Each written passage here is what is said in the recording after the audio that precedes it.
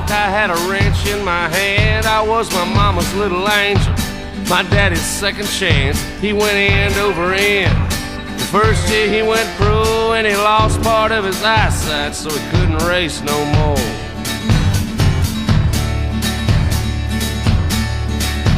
He never lost his touch when he got under a hood. He knew how to make them run.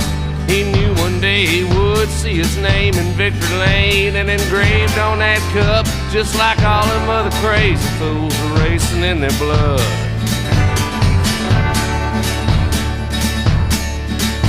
He'd put me on his lap when he'd drive and I'd take the wheel, and he'd say, "What do you think about that, son? How does she feel? You just wait till them little legs get long enough to reach the gas. Once you put her on the floor one time, there ain't no turning back."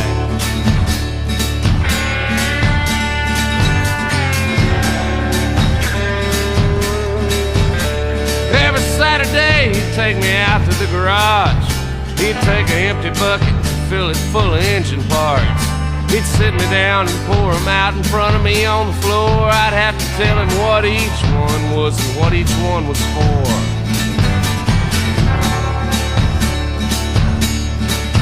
When we'd jump in his old car and go down to the race that night, he'd tell me what each driver was doing wrong, what each one did right. He could always pick the winner before they ever took a curve. Number 3 might have the car, but 43's got the nerve.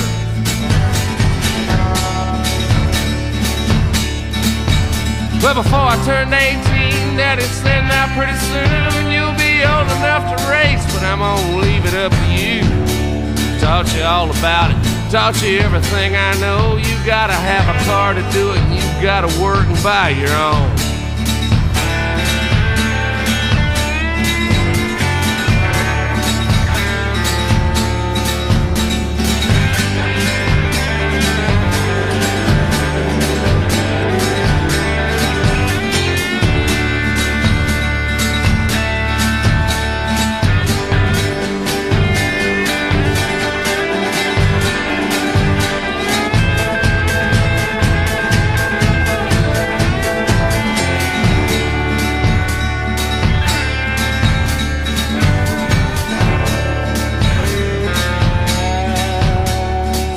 That I bought was a Mustang number 2. Nobody kept them any longer than they kept a pair of shoes. They started showing up at every used car lot in town.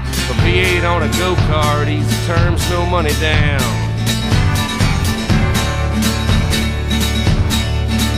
Me and Daddy and my uncle took her home and we tore her down.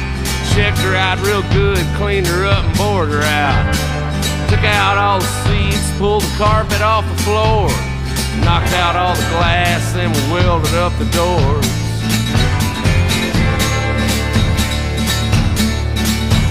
Well, the first time that I raced, my qualifying was a shame. I started out way in the back and came back about the same. Pulled her in the pit, couldn't look my daddy in the eye. He said, "If you quit now, son, it's gonna haunt you all your life." See, it ain't about the money or even being number 1. You gotta know when it's all over you did the best you could have done. And knowing that it's in you and you never let it out is worse than blowing any engine or any wreck you'll ever have. Since then I wrecked a bunch of cars and I broke a bunch of bones. It's anybody's race out there and I learned to run my own. I'd shove them in the wall, and I'd hit them from behind. I'd let them know that I was there. I'd let them know that track was mine.